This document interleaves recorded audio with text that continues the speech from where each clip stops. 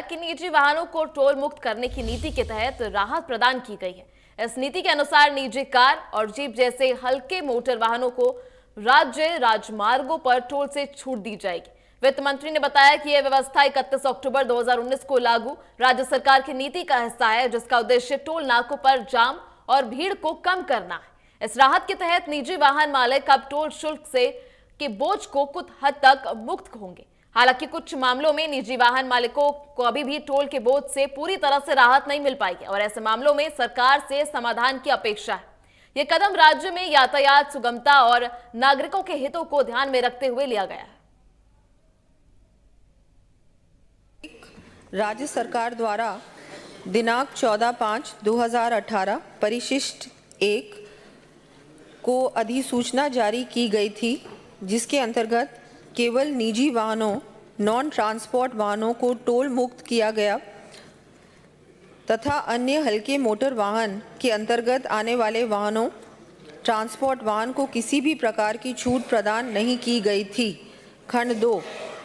जी हाँ, राज्य सरकार के नीतिगत निर्णय के अनुसार राज्य सरकार द्वारा अधिसूचना दिनांक 31 अक्टूबर 2019 परिशिष्ट 2 द्वारा उक्त अधिसूचना दिनांक 14/5/2018 को निरस्त कर दिया गया।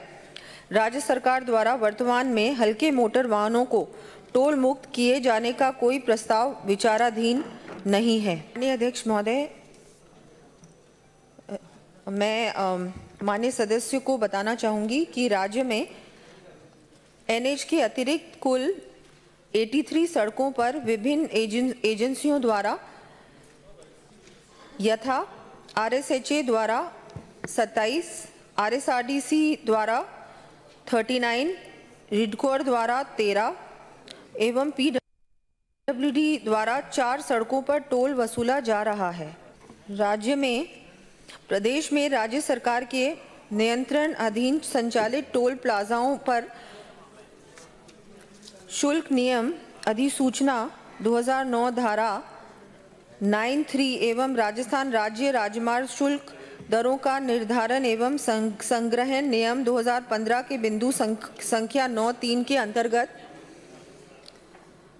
टोल प्लाजा से 20 किलोमीटर दायरे में रहने वाले स्थानीय निवासियों के मासिक पास की सुविधा है। अगला वहीं सदन की कार्रवाई शुरू होते ही प्रश्नकाल के दौरान राइट टू हेल्थ कानून के नियमों को लेकर सवाल उठाया गया। मंत्री के इस बयान के बाद नेता प्रतिपक्ष टीकाराम जूली समेत विपक्षी विधायकों ने कड़ा विरोध जताया। दोनों पक्षों के बीच तीखी नोकझोंक हुई, जिसमें कुछ समय के लिए सदन का माहौल गर्मा गया।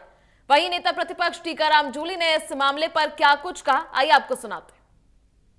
बनाए जाते हैं क्योंकि उनकी जनता के स्वास्थ्य से जुड़ा हुआ बहुत ही गंभीर विषय है। राइट टू हेल्थ पूरे देश के अंदर सबसे पहले राजस्थान के अंदर ही आया था और सरकार अपनी मंशा स्पष्ट नहीं कर रही है। योजनाएं चल रही है, मंत्री जी कोई ऐतराज नहीं है। नहीं हुआ है माननीय अध्यक्ष जी, रूल्स बाद में भी बनते हैं, एक्ट बनने के बाद में ही रूल्स बनाए जाते हैं, क्योंकि उस समय कम था, रूल्स नहीं बन पाए। आप बताइए कि आप राजस्थान की जनता के स्वास्थ्य का ध्यान रखना चाहते हैं कि नहीं रखना चाहते हैं कि जनता के